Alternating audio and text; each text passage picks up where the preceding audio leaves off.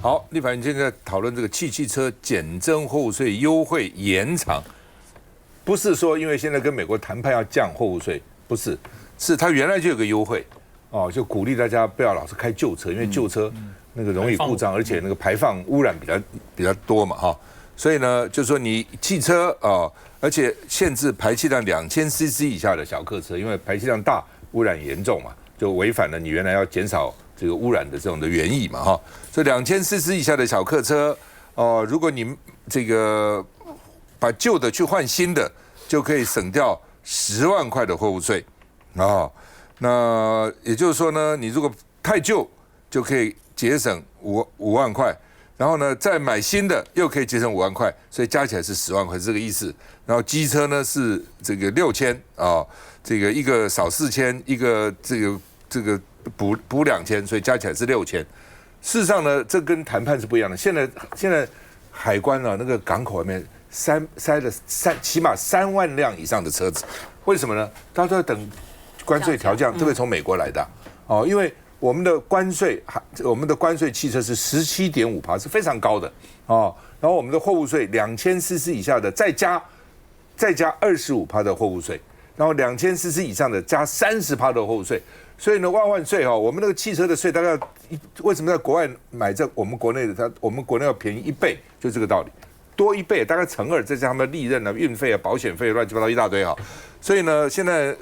你光减省关税，美国人会不会这个同意你啊？还有疑问，因为你还有货物税哦。那另外你减关税以后呢，对国内汽车会不会有不利影响？所以他们也考虑说，那是不是先减货物税？那国内国外都会少这个货物税哦，还在扯这个东西。但是跟美国谈判到现在结果都不知道，所以那些车就堆在那个港口哦，买的人也不想这个时候付钱，那卖的人这时候也卖不掉哦，所以最近呢，好这个汽车的股价一直往下跌，到底在这个地方哈。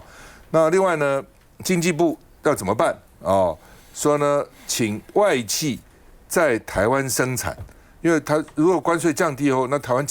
汽车怎么办呢？说他们在台湾生产，打造出口基地。你说就刚嘴巴讲，如果能够在台湾出口生产，早就在台湾出口生产了，对不对？在台湾生产啊。那另外呢，就是你现在两岸之间不稳定，很多大的投资，因为汽车投资是蛮大的投资，大的投资都会考虑说，万一打起来呢？万一这个情况不稳了怎么办？我一投资不是3年5年，一放进来投资就是20年、30年、50年的投资哦。那郭志辉昨天突然喊说呢，过去6年平均汇价台币是31块对美元1块，所以应该稳到农历年哦。央行就马上打脸，他说明天汇价我们都没有办法预测。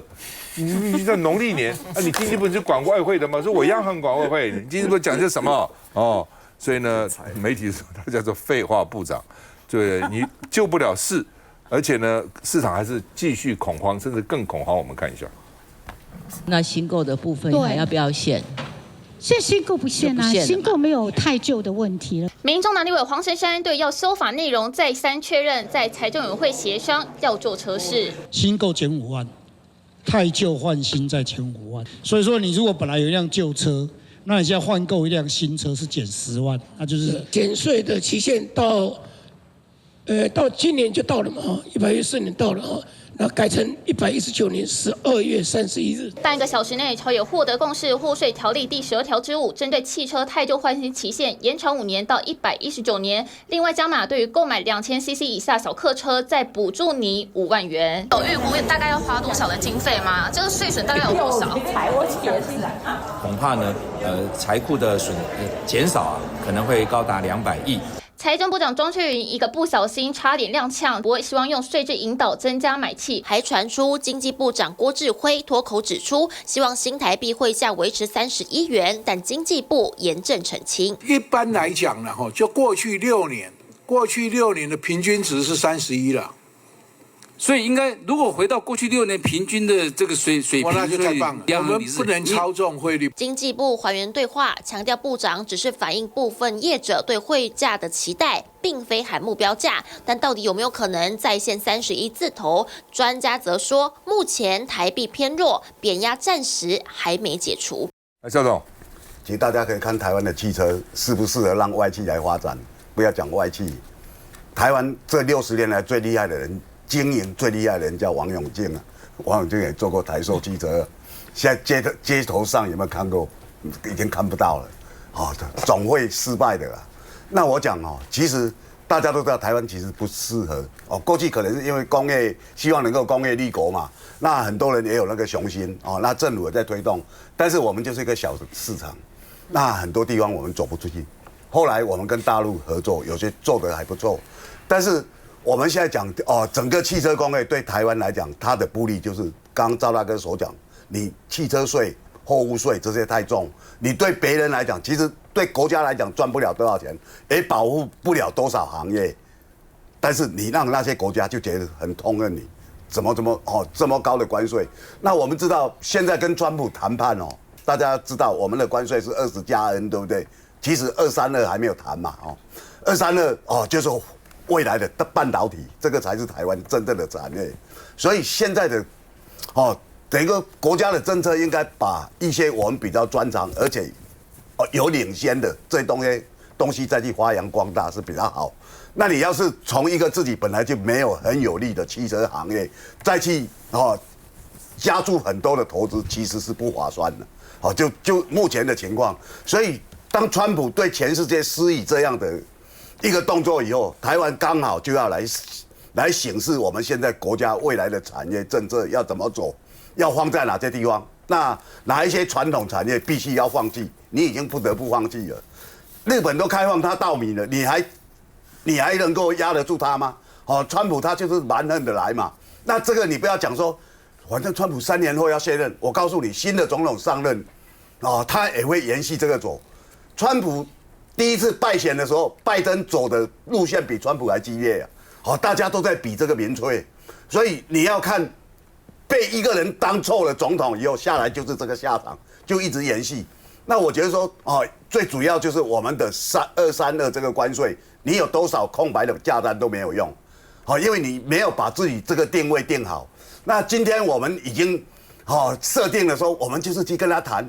叫他就不要在那个叠加关税，我们就算大大的成功，就可以告诉国人。可是我们的20还是比日本、韩国重对不对？那越南是20，可是它是对美国全部采取零关税，那我们有没有办法受得了跟越南一样的对待？因为你势必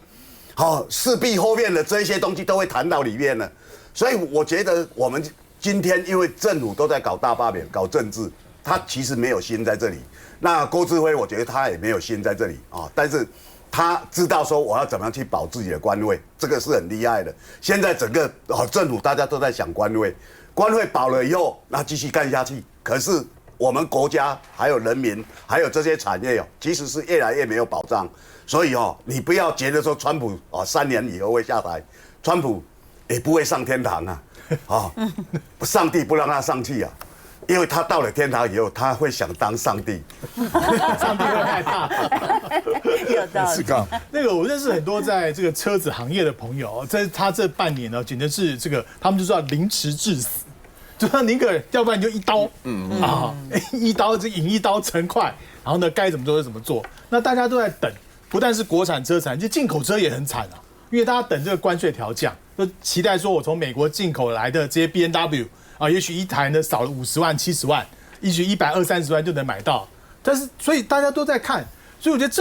政府的要做的事情是，第一个，你手上能够有的一些工具就先减，比如说大家讲很多年的17.5%的那个货物税的部分。那个你这样关税了，17.5%那个关税，不是货物税，11.5%货物税的部分。那事实上很多的业者从10年前就说要把它取消掉。把它取消掉，因为你其实没有太大的意义。如果它取消掉，至少让国产车跟进口车，大家在开放之前，我同一起跑点是一样的，我同意没有这17.5%的税。那你这个要进行促销，或要进行其他的这些产线的这些调整，你的速度就会变快。所以你说你现在大家就是因为政府迟的没有任何的决定，所以大家就在等，就在看，消费者在等在看。那好，那这个新车没有，那二手车。也没了，二手车的市场是我们是新车的2倍大，全年。那现在大家就我在等新车降价，自然也没人去买二手车了。也许二手车的价钱我可以买到新车，所以消费者在这种观望的情况之下，我们今年的上半年车市是缩减25%， 25%。那我们这个车业，包括从制造业，从这个销售，大约有接近200万人靠这个汽车产业吃饭。那我觉得这个东西对他的压力真的很大。很多的那个汽车销售员现在没有人到这展间看，他就干脆什么6点就打烊，然后呢那个营业员去送 Uber， 或自己去开 Uber， 很惨，因为你没有收入啊。那个都是拿这个奖金，过去就是奖金变成收入嘛。你没有奖金，大家拿了底薪3万块、2万块，怎么养家？所以我觉得这件事情就是政府的决策缓慢，然后呢没有给大家的方向，然后导致整个产业呢被拖累啊，整个产业配的。我觉得政府这部分难辞其咎。你说像日本就很明快嘛，他也讲，但是因为他日本的汽车工业本来就强，他更不怕你美国车进来竞争，所以就算你降到最低的0，他也不怕。那南韩也没在怕这，因为他自己汽车工业的底子强。那我们汽车就是个装配业，然后呢，这个你要怎么样让外国的汽车工厂来去台湾变个大车厂的？这在李登辉时代就讲过啊。那还是什么那时候福斯还要在什么彰化那边做个大汽车厂，后来一看，因为两岸之间不行，他就把这个整个的计划取消掉。所以其实大家国际车厂的投资要看政经气候，如果气候不好，就投资不会来。我刚查了一下，关税17.5%了，货物税25%，2000cc 以下25%，2000cc 以上的30%。我最近那个，因为我Tesla开很久了嘛，6年多，很快一下时间就过了。那我就想说，如果我换一个车的话，可以卖多少钱？一测他们就讲说，以前可以卖100万，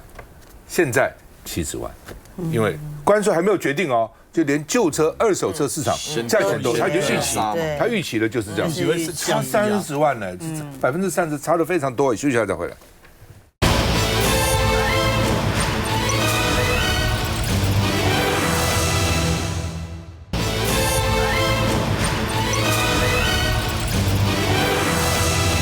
好，那么民进党的这个前市党部副执行长叫陈胜文啊，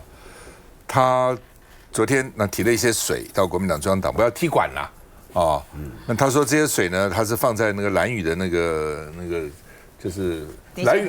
的废料其实是非常低阶的，并不是高阶的，就是手套啊、什么雨衣啊这些东西啊。那他说拿到国民党，意思就是你们喝吧，你们不是都不怕吗？啊，喝啊。那结果呢，这个发言人杨志宇呢，昨天就一口就把水打开就喝了。吓他一跳啊，对不对啊？就喝了，所以呢，接着呢，下午呢，徐巧芯、罗志祥他们呢，又把，因为他去的不是哪一罐哦，我以为他是喝杨志宇的罐，他不是，他说你看他有这么多水嘛，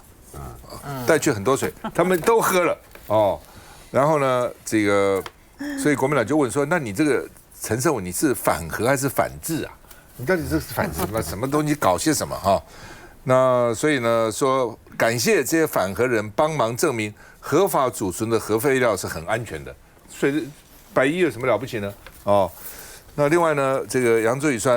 酸他说我喝完，我现在还活着啊，也没变异啊，哦，就像之前那个核三厂厂长说，我怎么住在那边住那么多年，这么工作没，我也没有因此基因发生什么突变呢？啊，等等啊。那另外呢，今天不少立委啊，包括葛如君、刘书同、麦玉珍、徐富奎、钟嘉宾本来就屏东选出来立委了哈，他们到屏东核三厂去实地考核啊，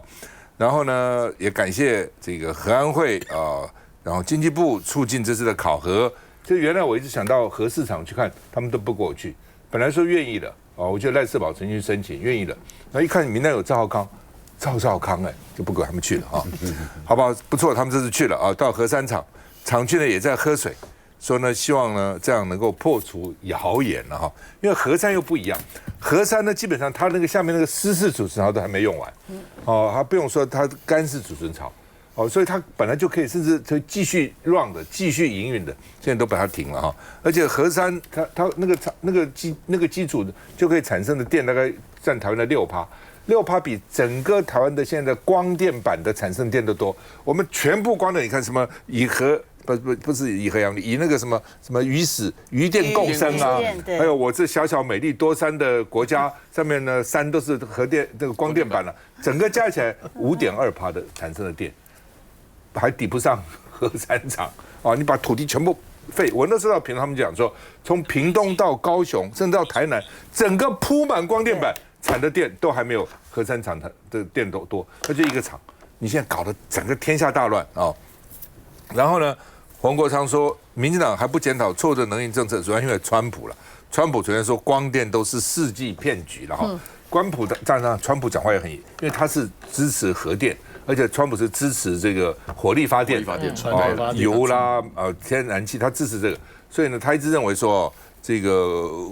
太阳能光电呢又贵，的确是比较贵，而且呢又迫害美国的好的农田，人同此心嘛，美国农民也是一样嘛，我做农作物多辛苦啊，赚那么一点点钱。我光电板一铺发电卖比较多的钱，所以美国很多的农地也变成光电板了，所以川普才生气，这是世纪骗局啊。然后环保署呢，美国的环保署已经减少了大概将近$300亿的这种补贴，光电补贴哦。所以呢，这个黄国昌说，经济部比民进党的小丑还弱智，因为呢，经济部昨天讲说呢，台湾的电比日韩还低。哦，你看我们没有核电哦，日韩还有核电哦，你补贴的钱都不算啦，你过去补贴了3000亿，现在台电账上还挂了4000亿的亏损，核市场还不敢打消，账目不敢打消，然后你出来吹牛说我们电价比较低，你电价哪有比较低啊？你是因为这纳税人补贴你啊，你低个什么鬼啊？乱讲一通，我们看一下。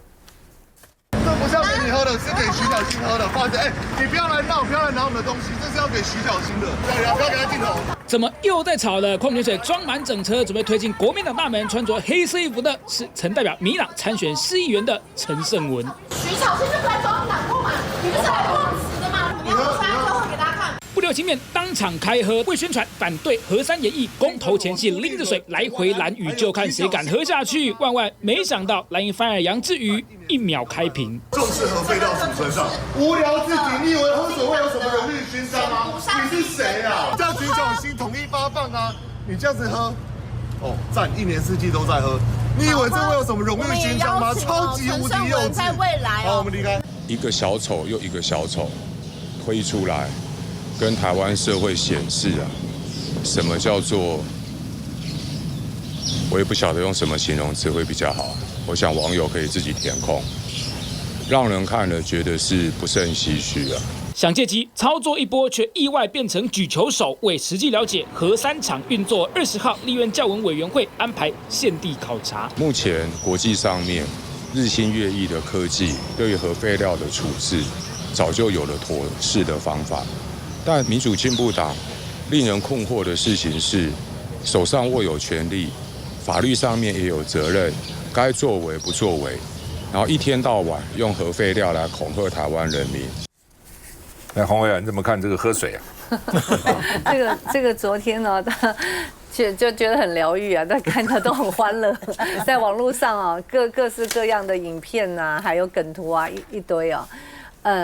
那杨志宇啊是那个国民党新生代的发言人，我觉得他是一战成名啊，因为表现非常非常好。那其实我从另外一个角度看啊，就说国民党就是在这些年轻人的表现，可以看到他们出现了很多的蜕变啊。比如坐在我旁边的，就是现在在立法院最年轻的立委牛许婷，很有战力，那论述力也很强。而且呢，就是接地气。我觉得杨志宇也是有这种感觉，所以他面对的那个陈胜文，那陈胜文是何许人呢？他在之前呢，他有选那个台北市议员啊，因为家境很好，所以他在选那个大安文山区啊，号称啊，在大安文山区有200面的看板啊。可是最后落选了啊！最后落选。那他这次听说他还是要选，所以他当然是这次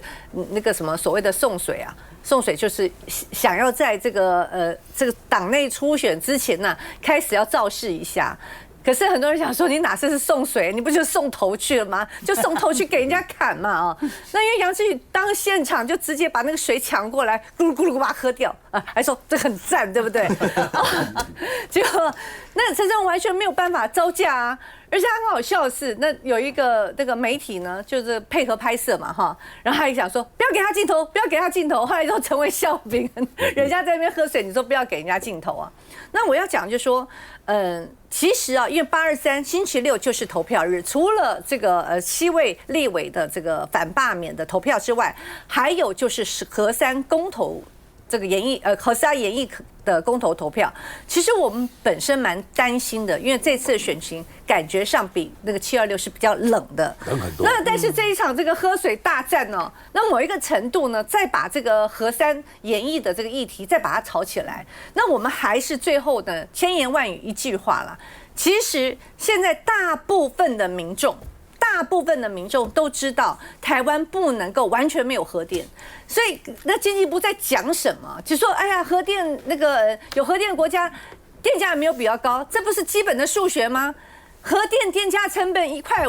然后呢，你什么光电啊、风电啊，都要4.5块，好5.5块，这不是最简单的数学？你难道还要真的降质吗？罢团做降质的图卡，你经济部也在做这些降质的言论吗？那所以最重要的还是823星期六那一天，拜托大家一定要走出你的家门，然后走进投票所啊。那当然有7席立委啊，有罢免票的，你投下不同意罢免。那但是其他的大部分，我们台北市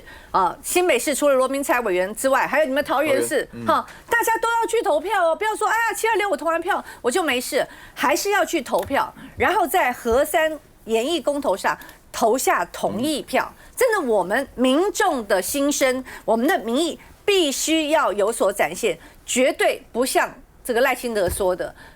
这个核三研不研议啊，不是公投决定了算。什么叫不是公投决定的算？难道你是当皇帝吗？又是你来决定吗？所以拜托大家823一定要出门投票。洪伟刚讲没错了，因为726以后，726他是很紧张，对所以呢，这个双方这个抢票抢得很厉害哈。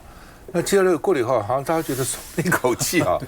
对蓝营支持觉得好像白营支持好像我打赢了这一仗。还有啊，就是823了。如果823公投这个核三研议没过那民进党可以说，你看我的核能政策，我的能源政策是对的，民众都不支持啊，所以在这种情况之下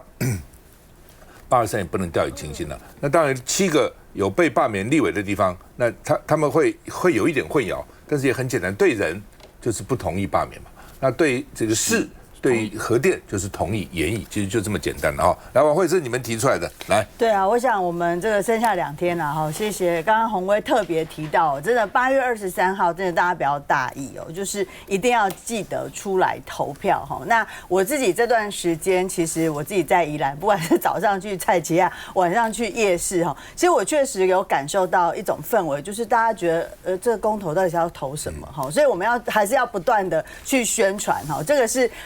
年轻族群的部分，我有明显感觉到他们这一次对公投这个议题其实是没有那么关注，但是反而比较是长者的部分，像我们宜兰的长者，因为他726没有投到，所以他就一直很想有一个机会，有一个 action， 他可以对赖清德表示一种意见这样子所以他们其实在长辈的部分，他们是会互相帮他在赖里面的一个讯息是比较通透，但我觉得我这次比较担心的，反而是要呼吁这个中间选民跟年轻选民你们一定要站出来为这一次的核三研议这件事情，我们台湾的能源政策可以来表达你自己的意见，尤其是在核电的一个部分其实我自己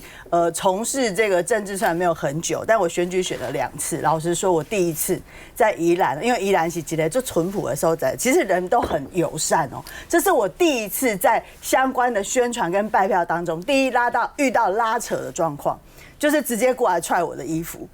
另外是我今天早上获得比较多的中指，真的，这是我过去比较没有。当然我要讲，绝大部分的民众都给我这个比赞啊，然后挥手啊。因为我们今天早上就是从头城往这个苏澳扫街的时候，其实还是蛮多民众冲出来跟我们挥手，然后跟我们说他们会出来投票。但是确实也有少数的这个我想就是这个民进党支持者，然后这个区域可以看得出来，他们就会有一些比较激动的一个表现所以我觉得这个还是这段时间以来，其实我觉得民进党他在推从这个大罢免之后，我觉得觉得这种对立的氛围确实是存在的哈。但是我们还是希望大家对于这个台湾的能源政策真的要出来关心啊哈。有一个阿姨跟我讲，跟我一直我都没干嘛讲，咱爱关心咱能源政策啊。但是这个台风了，我发现，哎呦，那个执政党那这里还全部的太阳能板都浮上海面上来了哈，所以他就开始关心说，那我们为什么会去架设这么多的太阳能板？我补充一个数字，刚刚这个赵大哥讲到的哈，核三厂一年最少保守可以生产出150亿度的电。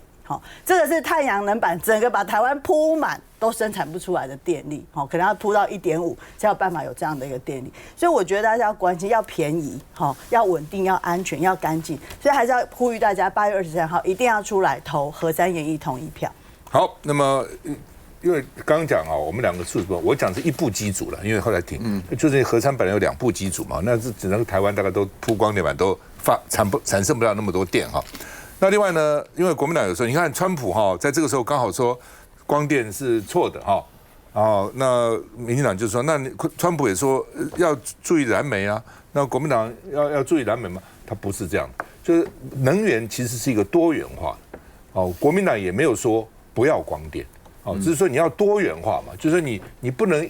只要光电，然后你就通通不要核电，就是你核电可能要占20%。然后你光电占个20%，哦，然后呢，这个煤啊、什么油啊、天然气啊，一起加起来占个30-40%，水力发电啊、其他地热什么，它是一个多元化，你不能只依赖一种东西，然后其他东西都不要，这个是不对的，哦，所以这个民进党这种讲法也是断章取义的，国民党也没有说要让川普说燃煤再次伟大，国民党没有说燃煤再次伟大，只是说川普现在认为光电是骗人的，那民进党就大力推广光电，而且弄了个半天，到现在为止也不到你的20%嘛，也不到你原来答应别人的20%嘛，对不对？那现在怎么办呢？你民进党不是也在把很多火力发电厂一直在那边拼命的，什么新达火力啦、台中火力啦，不是一直拼命的烧吗？对不对？都作废的那个都到期的那些发电机还在发吗？然后让台中人、让南投人、让高雄人，甚至让屏东人都呼吸那个肮脏的空气，不是这样子吗？哦，所以呢，张善政他现在桃园要开始做，